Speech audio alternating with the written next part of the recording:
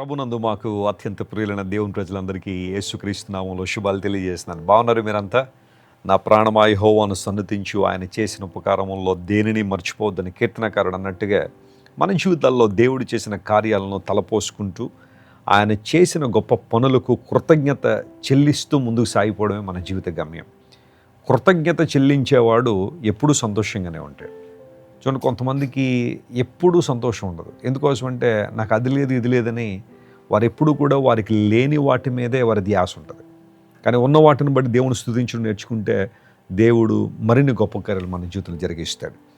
ప్రతిరోజు ఒక వాగ్దానాన్ని బైబిల్ నుంచి మనం వింటున్నాం కదా. ఈరోజు వాగ్దానంగా పరిశుద్ధ గ్రంథాలు తెరిచి యెషయా గ్రంథం 43వ అధ్యాయం 6వ వచనాన్ని చదువుదామా? The book of Isaiah chapter 43 and verse 6. అప్పగింపుమని ఉత్తర దిక్కునకు ఆజ్ఞ ఇచ్చెదను, బిగబట్టవద్దని దక్షిణ దిక్కునకు ఆజ్ఞ ఇచ్చెదను. దూరము నుండి నా కుమారులను, బూదిగంతము నుండి నా కుమార్తెలను తెప్పించుమో. దేవుడు మాట్లాడుతున్న మాట, దూరము నుండి నా కుమారులను తెప్పించో. My sons and my daughters. God is establishing a relationship with his people. దేవుడు తన సంబంధాన్ని కొనసాగిస్తున్నాడు. మనం ఆయనతో సంబంధం కలిగి ఉండాలని దేవునికి ఆలోచన. దేవుడికి ఏం కావాలి? కొంతమంది ఈ ప్రశ్నకు సరైన సమాధానం తెలియక దేవునికి అవి కావాలి ఇవి కావాలనుకుని వాటిని తేవడానికి చాలా ప్రయాసపడుతూ ఉంటారు. అయితే అన్నిటికన్నా ప్రాముఖ్యంగా దేవుడు నీ నుండి నా నుండి కోరుకుంటుంది ఏంటంటే ఒక సహవాసం, ఒక సంబంధం. My sons and my daughters. ఎవరైతే యేసు ప్రభువును అంగీకరిస్తారో, ఆయన నామం విశ్వాసం ఉంచుతారో, దేవుడు వారందరికీ ఒక అధికారం ఇచ్చాడంట. ఏంటా అధికారం? ఆయన పిల్లలయ్యే అధికారం. ఈ లోకంలో దేవుని బిడ్డలుగా బ్రతకడం కన్నా అత్యుత్తమైన ఆధిక్యత ఇంకేమన్నా ఉందా?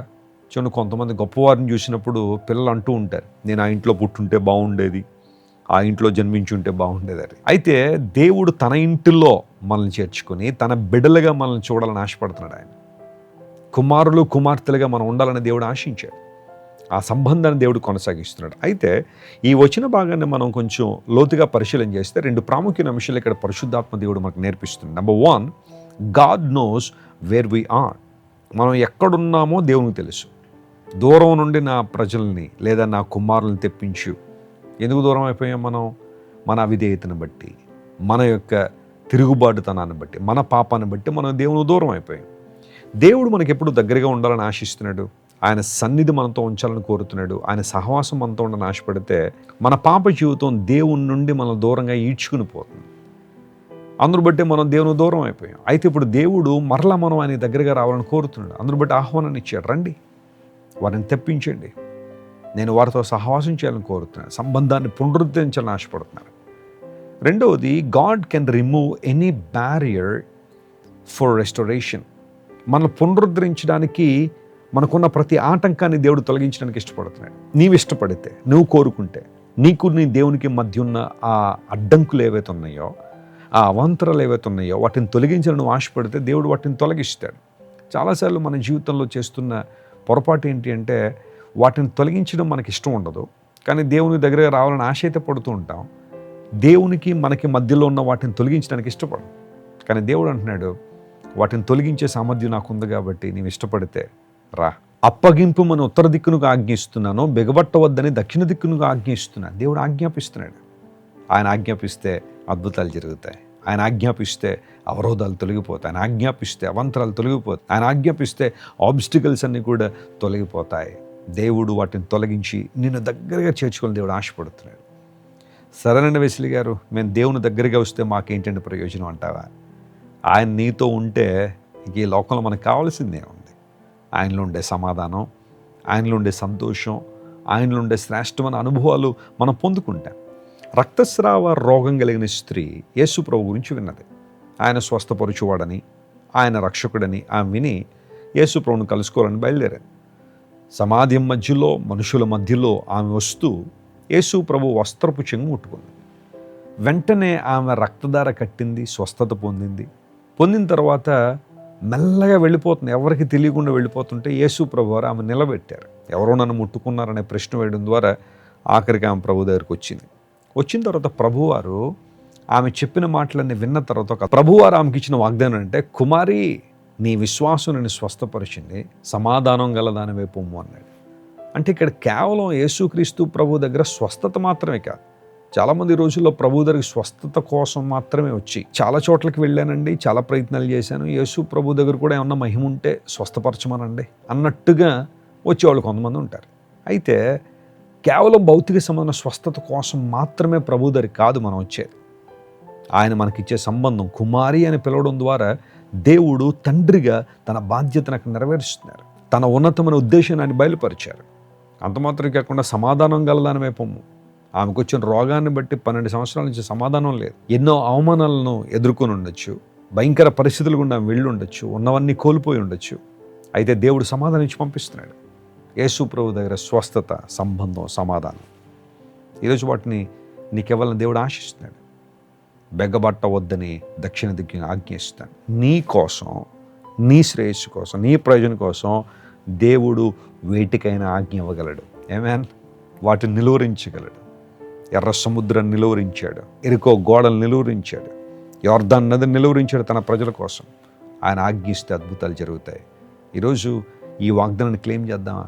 ప్రభువుని స్తుతిద్దామా? ఆయన మహిమ కొరకు జీవిద్దాం. నువ్వు ఎక్కడున్నా సరే, ప్రపంచంలో ఏ మూలున్నా, నువ్వు దేవుని దగ్గరగా రావాలని నువ్వు ఆశపడితే this is the right time. Come closer to Jesus and he does wonders. నీ జీవితంలో ఊహించలేని మేలు ప్రభు చేస్తాడు. పరిశుద్ధాత్మ దేవుని యొక్క నింపుదల నీకు అనుగ్రహించి ఆత్మ దేవుని ద్వారా నిన్ను నడిపిస్తారు. ఉన్నతమైన ఆధ్యాత్మిక అనుభవాలతో ప్రభువుని నింపుతాడు. రాగలవా దేవుని దగ్గరికి? ప్రార్థన చేద్దాం.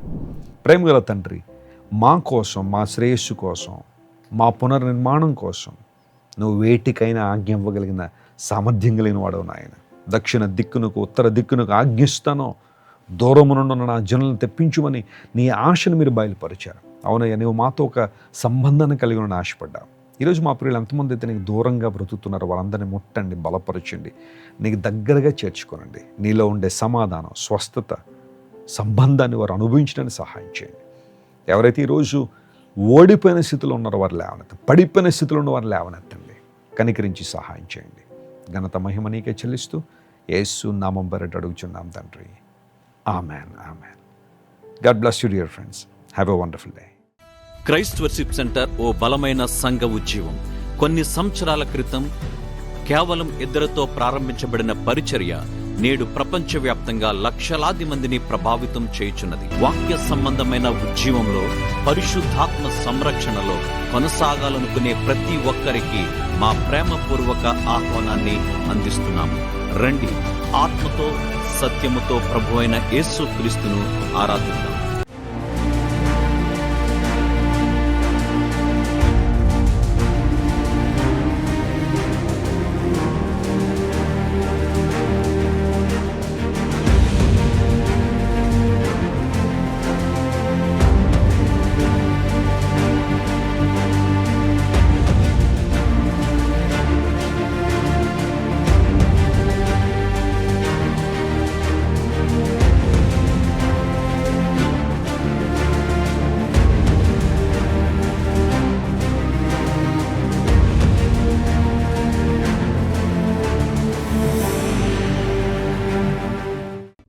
మీరు ఇంతవరకు విన్న దైవ సందేశం మరియు దేవుని సేవకులు చేసిన ప్రార్థన మీకు ఆశీర్వాదకరముగా ఉన్నదని విశ్వసించుచున్నాము.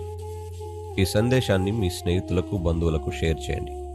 మీకు ఏదైనా ప్రార్థన అవసరత ఉన్నచో మా ఫోన్ నంబర్లకు కాల్ చేయండి. దేవుడు మిమ్మల్ని ప్రేరేపిస్తే విశ్వాసంతో సాగుచున్న ఈ పరిచర్యను ప్రోత్సహించండి. మరిన్ని వర్తమానాలు, పాటలు వినుటకు జాన్ వెస్లీ మినిస్ట్రీస్ అను మా యూట్యూబ్ ఛానల్ను సబ్స్క్రైబ్ చేసుకోనండి. ప్రభువైన యేసుక్రీస్తు కృప మీకు తోడైండును గాక.